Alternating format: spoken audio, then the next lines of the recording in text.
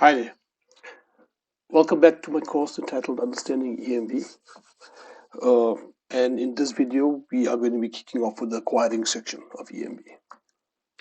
So let's have a look at EMV acquiring. Let's see what's covered. Okay, so EMV acquiring is section 5 of the series. This is the 12th video in the series. And under the EMV acquiring section, we've got four major topics. The first topic, what makes a terminal EMV compliant. This will be the focus of this video, and in subsequent videos we will be covering the EMV transaction, the concept of EMV fallback, and having a look a little bit at the ISO 8583 standard. Okay, so let's get straight into it. So for the purposes of this training, right, this section and all other sections under EMV acquiring will tend to focus primarily on the POS device. So remember, under the issuing section, we focus a lot on the card and the personalization of the card. You guys may remember we spoke about the hardware components of the card, and obviously the software components, and what parameters and counters and limits were personalized to the card. So sort of along those lines, the section on the EMV acquiring will focus primarily on the POS and and of course in later videos we will focus on the transactions. Seeing how the card is actually uh, used in a transaction when inserted into a EMV capable terminal. Okay, so the important thing to note at this point, right, is that when we look at card personalization, you find that the specifications for this are generally drafted by the relevant card schemes, by MasterCard or by Visa. And obviously, they do follow the guidelines of EMV Co. But there's quite a bit of leeway in terms of how, excuse me, how each card scheme implements their version of EMV. And so you find that in the card space or the card issuing or the card personalization space, there's a lot more freedom to sort of configure the product the way the issuing business wants to, and this is supported by the card schemes. Now, what you'll find when it comes to acquiring, this isn't the case. Excuse me. In acquiring, terminals and terminal acceptance is governed very strictly by EMV Co. Okay, and there's a very good reason for this, right? This is just to ensure that there is global interoperability of any EMV card that is branded by a member of EMV Co. So the idea is, regardless of who the issuer is of the card, if the issuer has adhered to their specific EMV standards from the scheme, the idea is that no matter where they travel in the world, right, this card should be able to function on any device, and it's EMV Co's sort of mandate to ensure that this global interoperability is available and it's also enforced, right? So let's go straight into it. So similar to the discussion we had in previous videos when we spoke about the card, we had a look at the card hardware. So in this instance, let's talk a bit about the POS software. So obviously, the device must be physically capable of accepting chip card transactions. Okay, so you well, if you're as old as I, traditionally when we saw a POS device, generally it was a machine like this with a screen and some buttons, and what they basically had was a magstripe reader that you would swipe the magstripe through. Okay, but in order for a terminal to be EMV compliant, what you also need is a space or a place for you to insert the card so that the terminal may read the card. Obviously now, uh, and this training doesn't go into contactless, but just to be aware that over and above this, if the terminal accepts contactless, then there'll be a contactless reader, generally situated towards the upper end of the terminal. All right, so let's talk a bit about the software. Okay, so remember we said with the EMV card, we had these virtual cards that we called applications, and these the specifications for its applications were determined by either schemes, like MasterCard, Visa, Amex, Standards, etc. Right. Uh, so similar to that concept, if you look at the acquiring space, you look at terminals and POS devices, ATMs, or any other acceptance devices, we have a software component that we refer to as the kernel. Okay. So each terminal has to have an EMV co-approved kernel, which is responsible for the core EMV processing of the terminal. Okay, so what this kernel, what the primary function of this kernel is that it does the EMV sort of processing, but there has to be a means for the terminal, to have the chip reader and to have the user interface. All of these components need to tie in together and be able to talk to this kernel to be able to obtain the EMV processing that is required. So what you find is that these terminals will have application software or user interface. Okay, so think of it as a software layer that wraps over the kernel. And this software acts as a middleman between the user and the kernel. Right? And it's a component that translates the requests between the user and the kernel into a format that either can understand. All right. So passing a request to the kernel, we're passing it in computer language, and then passing some sort of feedback to the user, we're going to pass it back in human language. Right.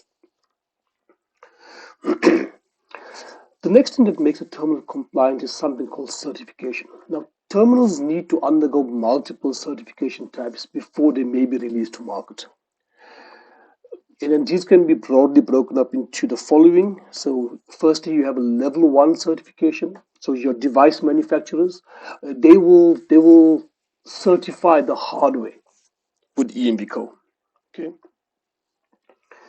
Then we have a level 2 certification. So the device manufacturer will also have to certify the software kernel, that will end up residing on the terminal to enable EMV processing.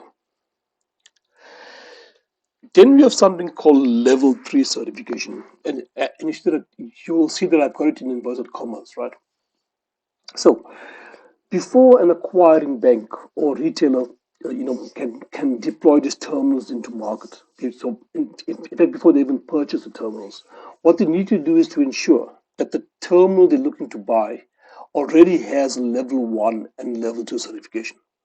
Okay, once they know that these two primary certification levels are in place, they then need to go through an additional certification layer, and this is basically taking the device and connecting it into the retailer or the acquiring bank's switching network, and then certifying that it works correctly when connected into that network.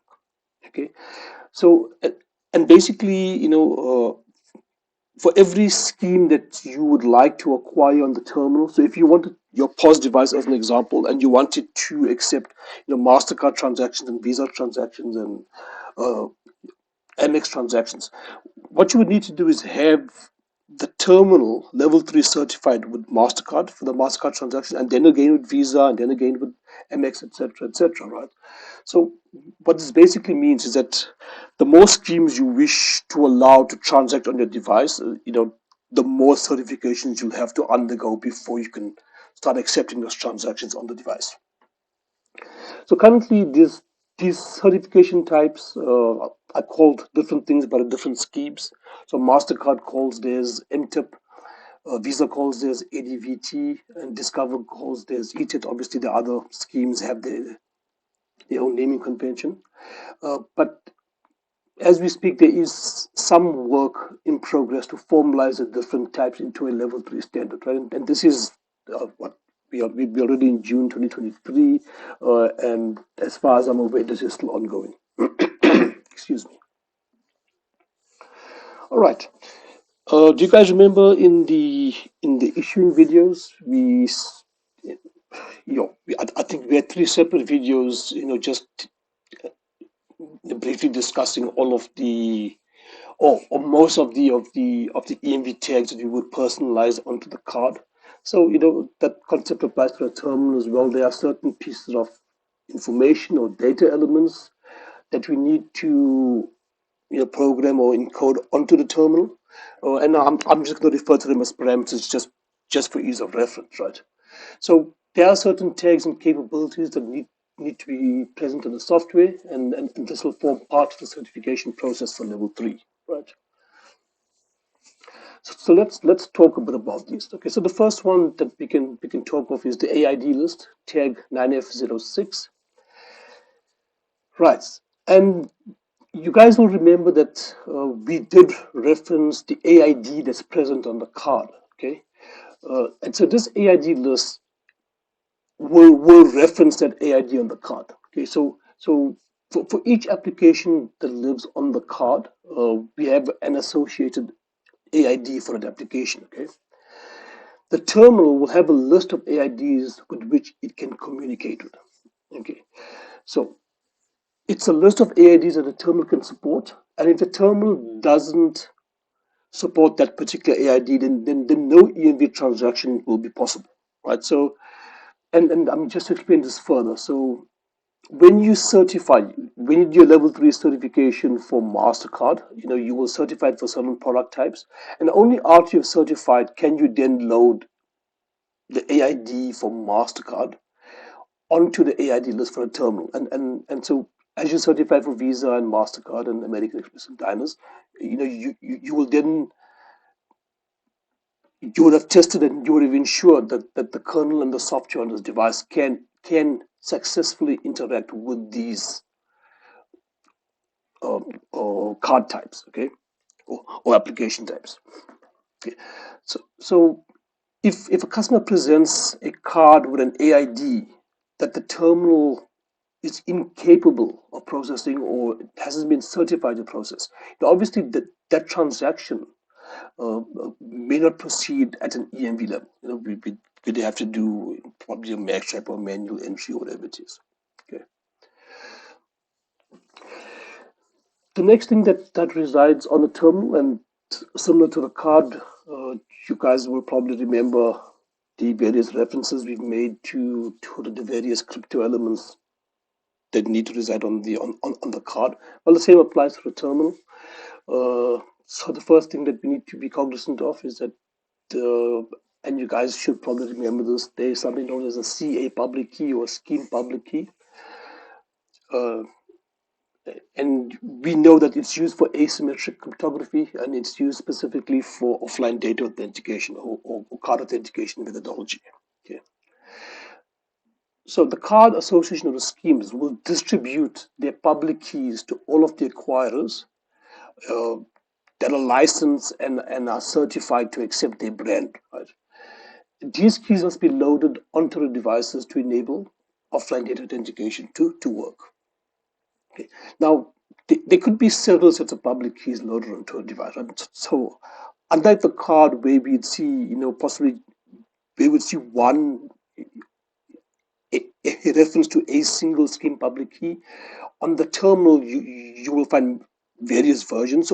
So multiple versions for multiple schemes. So let's use an example. Let's just say that the terminal stores 3 key sets for MasterCard, and then they could have 3 key sets for Visa and 3 key sets for Amex and 3 key sets for Diners, which could result in the terminal actually having 12 or more sets of scheme public keys. Okay. Right, and I've just went into a bit of detail around what this is used for. So we know that each card has an issuer digital certificate, and which the issuer makes by encrypting the issuer public key under the scheme's private key. And so in order to obtain this issuer public key, what would happen is we would need the scheme's public key, or the CA public key, which resides on the terminal. Okay. And basically, if you look at the terminal, it's generally stored, sort of along these lines. You've got RID A 00004, and so what this tells you is that this particular scheme public key has been issued by MasterCard. We know if it starts sort of forwarded in some MasterCard in the RID. Then we've got a key index, so it's the label or the name of the key, and in this case it's FG. Okay, and then we've got the actual key itself. Okay, and it looks something like that. And then it's public key exponent, and then the hash, and obviously, well, actually very important, the expiry date. So remember, these CA public keys expire, and once they've passed the expiry date, they would need to be removed from the terminal, and the newer versions, the later version, or CA public keys need to be loaded onto the devices.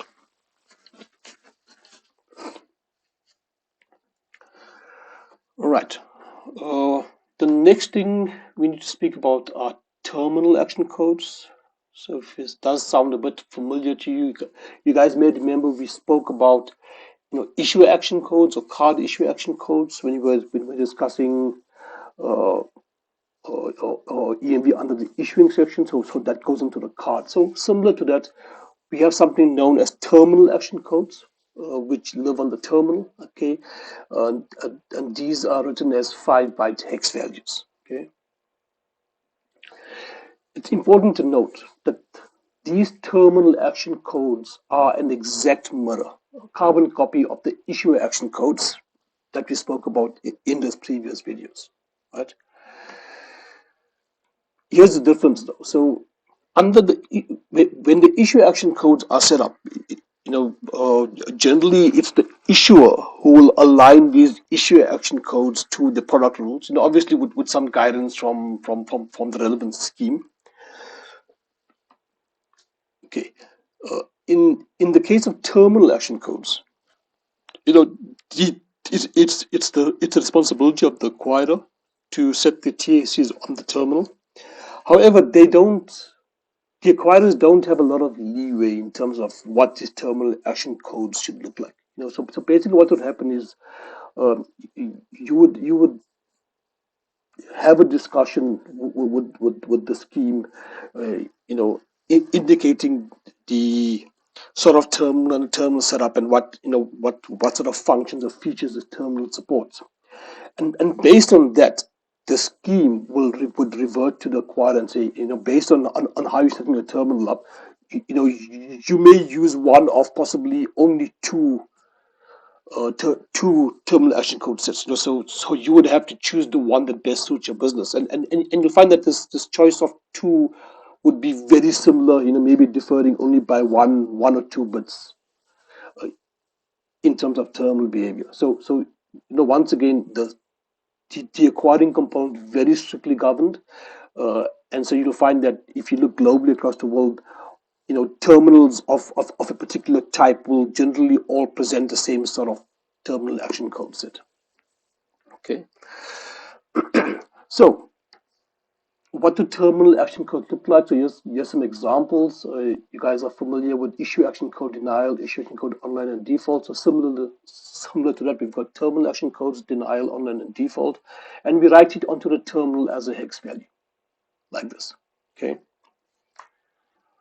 So let's look at byte 1 of the terminal action code as an example. Remember, I said it's a mirror copy of the issue action code, so all of this would look familiar. The way that it's configured. Remember, we spoke in the previous videos of combinations. 100, 100, which means if this condition presents itself, decline the transaction, don't send it online. If it's a 010, don't decline the transaction, send it online. But if you're unable to make an online connection, then look at the other factors in terms of how to approve how to authorize a transaction, be it an approval or decline or whatever it is. And obviously, the other one is if a particular event has occurred during a transaction, don't decline it. Try to send it online. But if you can't send it online, then you've got no choice but to decline the transaction, right? So now, I'm sure you guys remember this concept of the 100, 010, and 011. Okay, obviously 000 means not relevant at all. It won't affect the transaction behavior.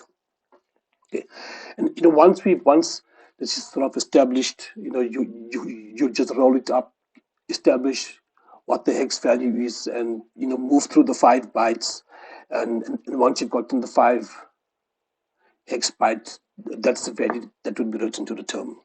Obviously, this as I mentioned before, this work is already done by the scheme, so they will provide you with these values. It's just interesting that if you understand how to convert from the hex back to binary, you'll have a better understanding of what exactly the options are that you have selected in terms of how to configure this terminal. Okay, right. So, I mean, we've spoken about that already. Okay, let's have a look at terminal capabilities, tag 9F33. So terminal capabilities, this is a set of a 3-byte set of action codes or parameters that are stored on a terminal, which are used during a transaction. This is personalized by the acquirer or the merchant to describe what the terminal is capable of. Okay, so an example of terminal capabilities would be E0F848, right? As an example. So each byte, byte 1, byte 2, byte 3, each refers to a specific set of capabilities supported by the terminal. Okay, so byte 1 will speak around technology selection. Byte 2 will speak around cardholder verification, CVM, and byte 3 will speak about what types of offline data authentication or CAM is supported by the device.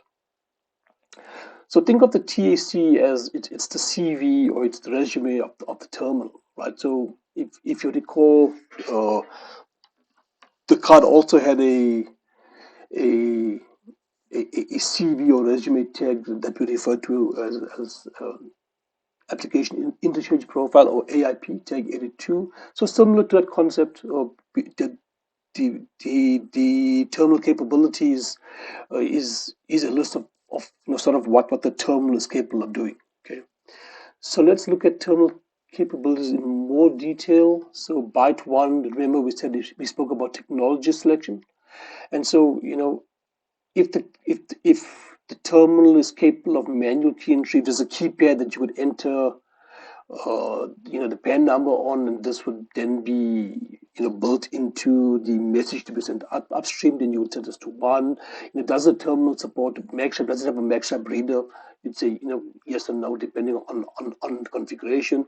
And the third one is the most important one for the purpose of this training. Okay, because this refers to, does the terminal physically have the ability at a technology level to interface with a chip card to conduct an EMV transaction. Okay.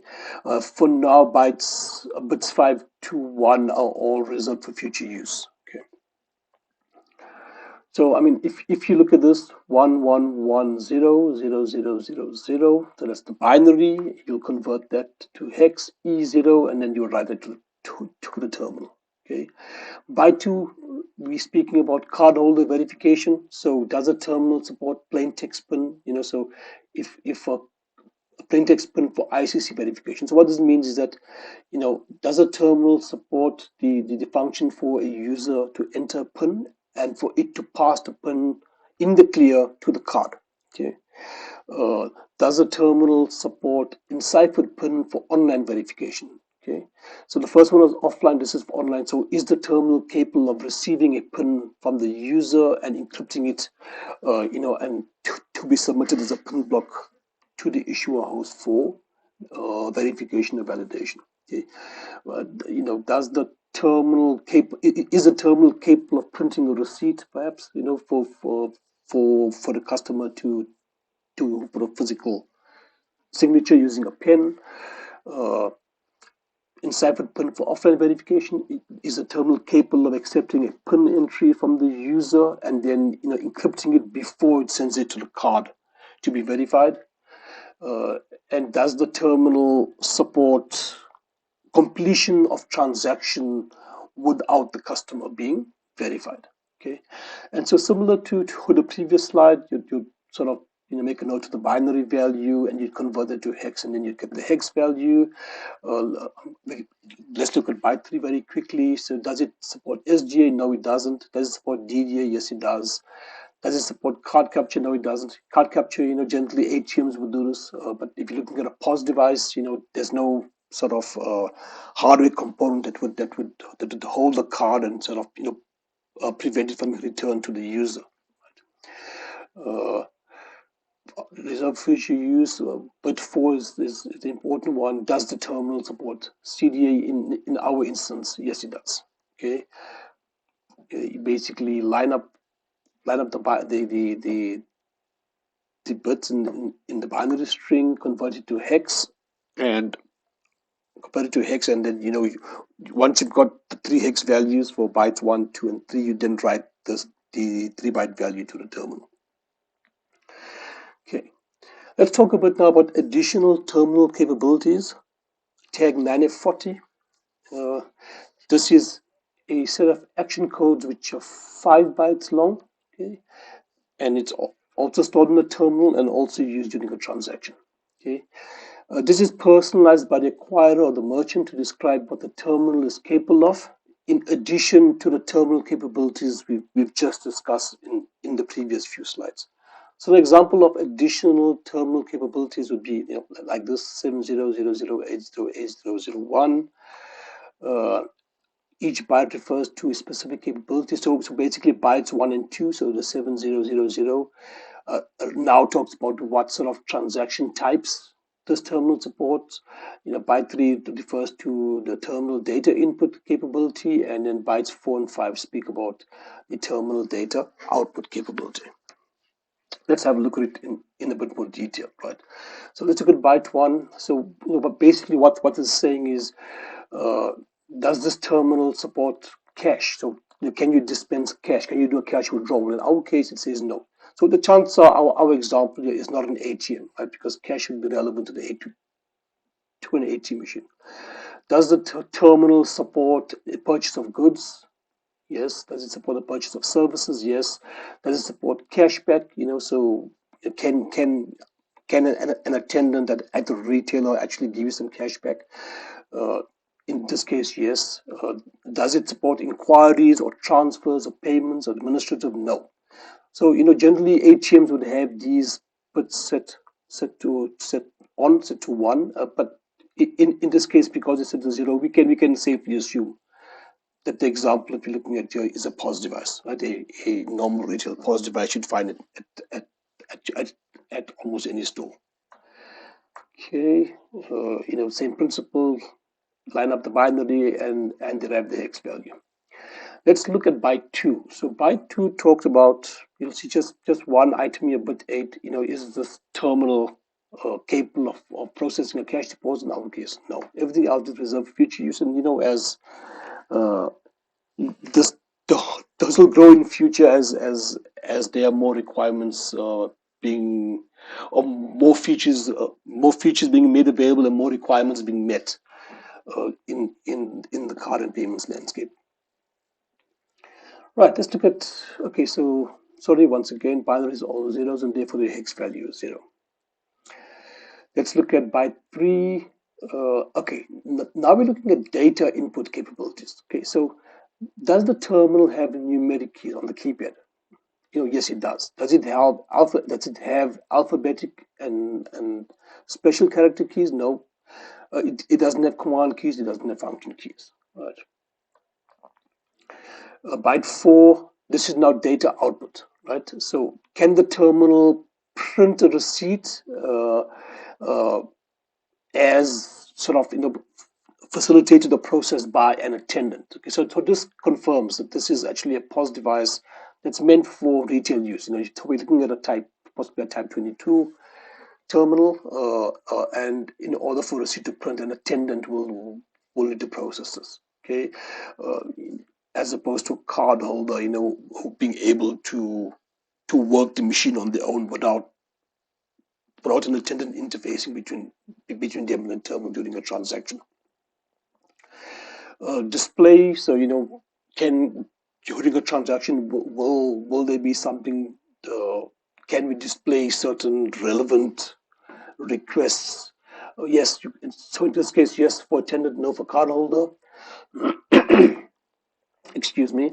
The next 2 bits are reserved future use, and then we start looking at, okay, so in terms of terminal data output capability, we start looking at language characters. Now in this case, code table 10, which is Nordic, and code table 9, which is Turkish, are not supported. If you want to know more about his code tables, have a look at the ISO 8859 standard, and that will give you a lot more information around what his code tables are. Okay, but it continues on the next slide. So let me just get there quickly. So you'll see that bits 8 to 1 on the final byte all speak about the various sort of code tables. So code table 8, Hebrew language, Greek language, Arabic language, Cyrillic, etc. You'll see that this example we're using, it only supports Western European language characters, and I mean this is the characters that you see on your screen right now, right? I'm speaking English, and we generally write in English using the Western European language characters. Excuse me. All right. Let's talk a bit about terminal flow limits now. Okay, and you guys know about terminal flow limit. We have spoken about it in previous videos. Uh, and so just to recap, terminal flow limits are limits that we set on the terminal, and basically it's to force all transactions with a value higher than the terminal flow limit. We force those transactions online so that the issuer, may become aware of the transactions and have an opportunity to feed into the decision to approve or decline these transactions. So back in the Magstripe days, this was very useful because this was the only option available to actually manage the risk on offline spend, right? So basically, the decision to approve offline and go online boiled down to the fact to, what was the size of the transaction, what was the amount of money involved, and which obviously translated into, what was the appetite for the merchant to take a risk on approving transactions offline, and obviously if value was set to say that I'm comfortable below this value, and anything over and above that, I want to be 100% sure that I'm not being scammed, and so I'd like the issuer to actually make a call and provide input that there are sufficient funds available in the customer's account to actually complete this transaction, for the merchant to receive his money during the settlement process. Okay, so terminal flow limits are not specifically an EMV function, but they should be available on all EMV capable transactions, as it is one of the risk checks that is done during an EMV transaction. Okay, so let's have a look at what it looks like. So let's assume that we've got a terminal flow limit of 300 Rand. Okay, we walked into the store, we're looking to buy something, the value of the goods we're looking to buy is 250 Rand. So will this transaction go online? Okay. Oh, before we get there, so there are a couple of assumptions here. The assumption one is, for the purposes of this training, let's assume that only flow limit processing is in place. We're not looking at any other factors. We are discounting the counters on the cards. We're discounting any other factors that could possibly affect whether a transaction goes online or stays offline. Okay. And just leading into that, so the online offline decision is being made only by the terminal. Now we know in the real world situation, and we will go through this in the videos that will follow soon. When we walk through the EMV transaction, we'll see how the card and the terminal interact to make the decision. Now, for the purpose of just understanding how terminal flow limits work, let's assume that the terminal has full control of this, and the only thing it's looking at is the actual value of the transaction, right? So back to the example. We have a terminal, and let's say that the terminal's flow limit is 300 Rand. So I'm trying to do a transaction worth 250 Rand. Would this transaction go online or stay offline?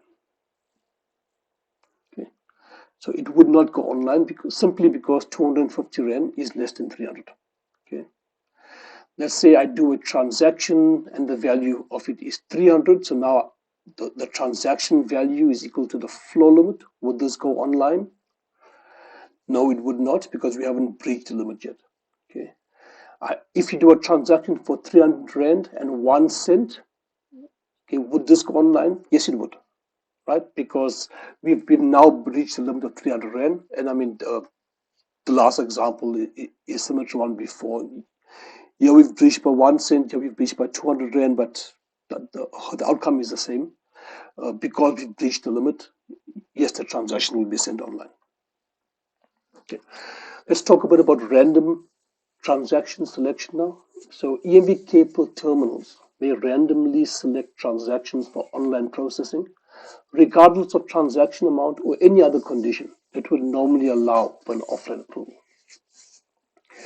This is done to prevent fraud through continuously performing low-value transactions under the flow limit. That's what we're saying is, uh,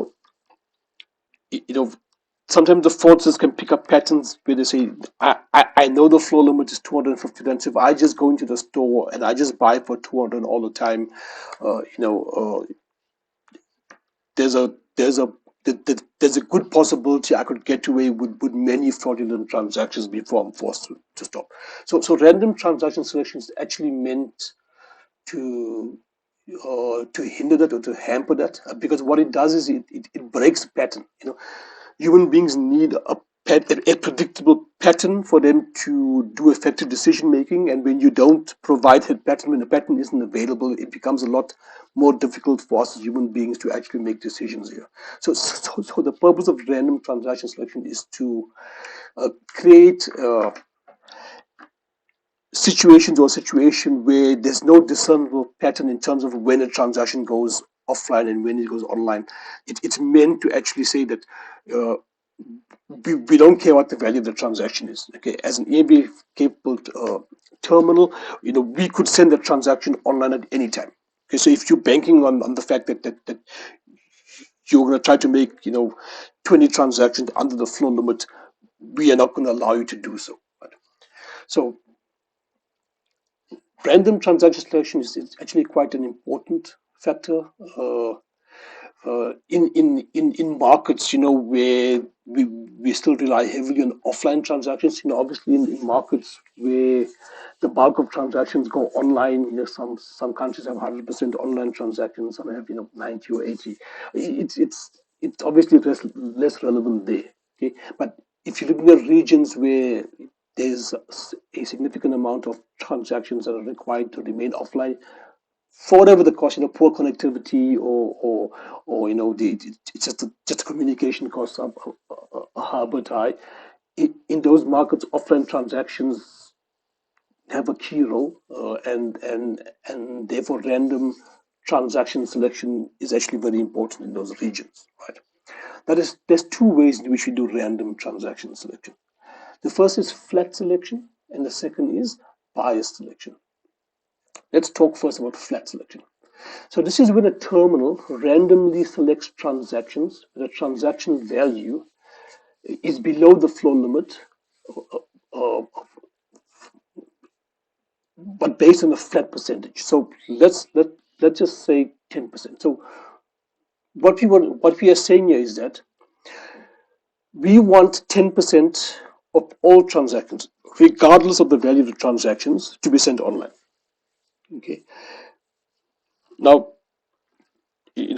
how would you do this? If you could say every 10 transaction needs to go online, but then that establishes a pattern, that the fraudsters would pick up on very quickly, and they would be able to beat that, right?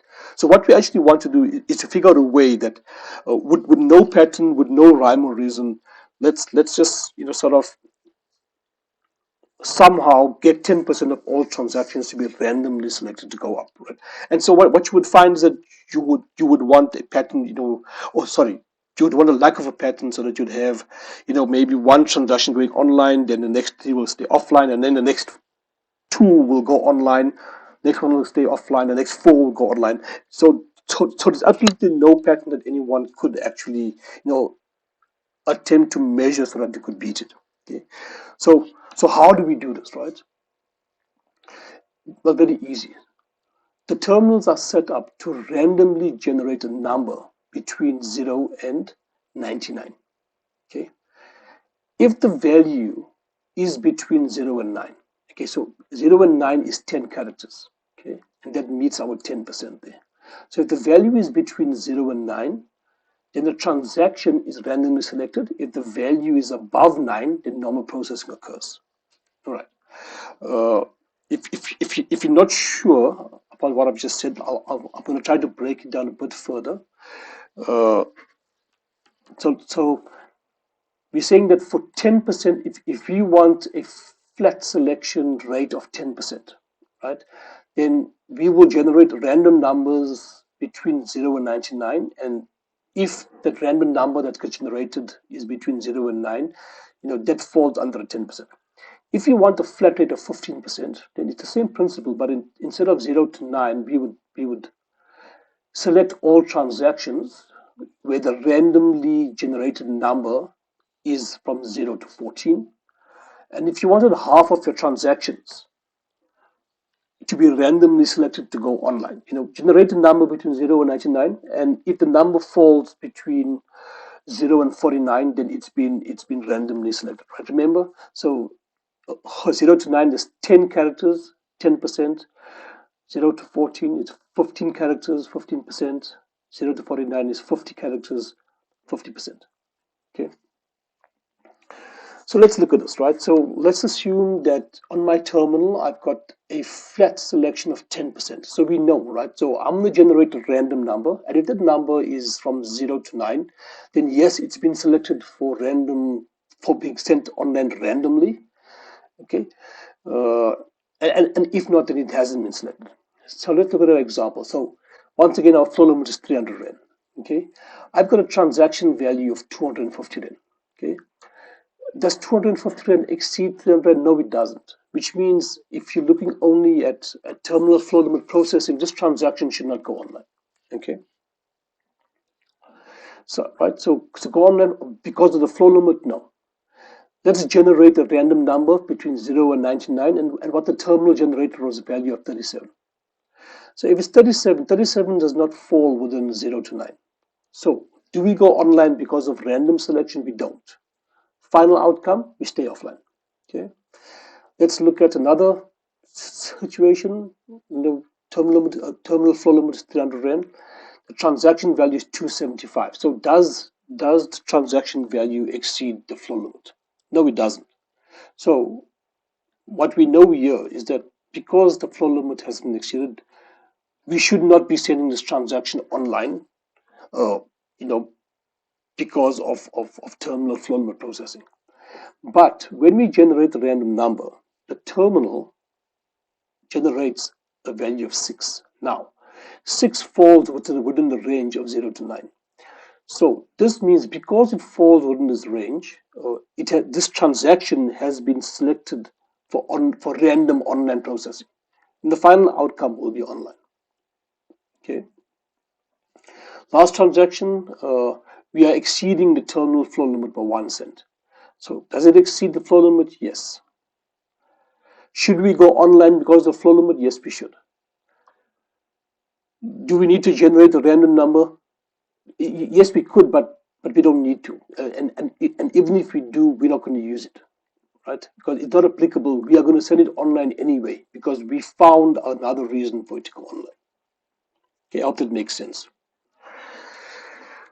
Let's talk a bit about bias selection. So similar to flat, so bias selection is similar to flat selection, but we add an extra limit to the equation. So the threshold amount is a limit set at a point less than the terminal flow limit. This is used to set different random transaction selection percentages as the transaction values increase under the flow limit. Okay, so let's have a look here. So we're saying once again, an example: terminal flow limit 300 Rand. But because we're doing bias selection, we also have a threshold limit now of 250 Rand. Okay. We then set the following rule. So we say that if the transaction value is between 0 and 250 Rand, which is the threshold limit, we want all transactions from 0 to 250, from 0 to the threshold limit, to be sent online randomly 10% of the time. Okay, so remember, generate a random number between 0 and 99, and if the number is between 0 and 9, then we're going to send it online. We then say that from 250 Rand to 260 Rand, okay, so we put another threshold just at 250.01 to 260, we want that to be 15%. So now when we generate the number, if it comes between 0 and 14, we're going to send it online. We then say between 260 and 270, we want 20% of all transactions to go online. So see, as the value increases, the likelihood of us going online also increases. Okay, I'm just going to go on. I mean, we've gone from 10% from under the threshold limit of 250 to a range of 270 to 280, where we're now saying quarter of these transactions now need to go online. And the principle is the same. Generate a random number between 0 and 99, and if it falls within these ranges, then it's been randomly selected.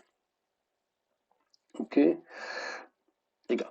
Right, and obviously once you've exceeded the 300 Rand terminal flow limit, this it's really, it doesn't matter anymore, because we would sort of force it to go online anyway because of the breach of the terminal flow limit. Okay. Let's talk a bit about exception file and hot card list. We have spoken about this in previous slides in the previous video. And what this basically is that each okay, so we can acquire a bank who has terminals in the market. The acquirer bank will have a list of card numbers, of fraudulent or stolen card numbers that they would download to this terminal, usually on a daily basis, right? So if the acquirer bank is also an issuing bank, then they generally give themselves preference. So for example, let's just say that the terminal, let's speak about it as we go. So we've got storage and cycle time, which are the challenges here. So let's assume that the terminal can only store 1,000 records of these stolen cards or flagged cards. What you'll find is that the acquirer will allocate from this 1,000 records, they will allocate maybe 500 to themselves. That's an issuing bank, and then they will say, let's say in South Africa we've got five other banks operating here. So then they will allocate 100 space for 100 records each for the other five banks. Okay, so obviously that's problematic, because depending on which terminal the fraudster goes to, they could get away if the terminal they're using, if theirs was the 103rd record, so that it didn't make it on the terminal today, which means it will only make it there tomorrow. It gives the fraudster an additional day for them to attempt to conduct fraudulent, husband activity. The other thing, obviously, as well, are the cycle times. So because storage is so limited on the terminals, you can't keep these records for a long period of time. So you'll find that the card numbers would cycle off as new card numbers were loaded onto the terminal, which means that if you're a fraudster, you could or steal a card if you're aware that it's going to go on the hot card list. Just wait 2 weeks. In that time, it would have cycled onto the hot card list, cycled off, and then this particular risk management type would not then affect your transactions. Okay, there is an update time. So, for example, if a customer's card has been reported on today, it could only actually end up residing on the terminal in 3 days' time. As we wait for storage to free up, wait for the cycles of so this card number would be in a queue. It could only make it to a terminal, say, in 3 days' time, which means that the fraudster then has those 3 days sort of leeway or gap for them to conduct fraudulent transactions before it ends up on the hot card list. The other thing was around the whole card. So I know in my country this is a problem, where sometimes you get a person with a stolen card would walk into a shop and attempt to buy something, and the issue will so the terminal would indicate to the attendant that this card's on the hot card list, so decline the transaction. But it used to also give an indication to the attendant or the cashier to actually retain the card, and which is what you would do to prevent further fraud. But the problem is that the criminal element, as an example, in my country, they would uh, take serious offense with this to the point where the attendant's life could be in danger. Okay, so you generally, it just became an accepted norm that even if the card was flagged on a hot card list, the attendant would not attempt to retain the card but hand it back to the criminal or to the fraudster, so as not to get hurt, because of an altercation that could arise. Right. Uh, so this brings us sort of to the end of this video. It brings us to the end of this sort of your section where we talk about what makes a terminal EMV compliant. Okay. So please note. Okay. So I've covered most of the relevant things that we should discuss in this video, but it's not completely comprehensive. There are things that I have excluded, terminal country code, currency code, language, etc. I haven't bothered of it. This is something that I think we are familiar with in terms of being exposed to it during the issuing videos, and it would apply here. So the interesting thing though is that this now sort of concludes the introduction to EMV acquiring, but it sets the stage very nicely, for the next series of videos. There should be, I have to check, because I think it's probably for between 12 and 14 videos that will follow this one, and these will deal specifically with the EMV transaction.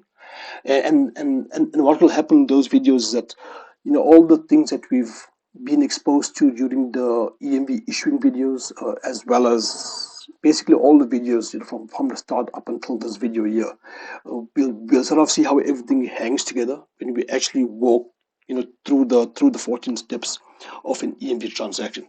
So yeah, I really look forward to catching up with you guys when we do start with the EMV transaction. So yeah, have a nice day and look forward to seeing you in the next one. Cheers. Bye.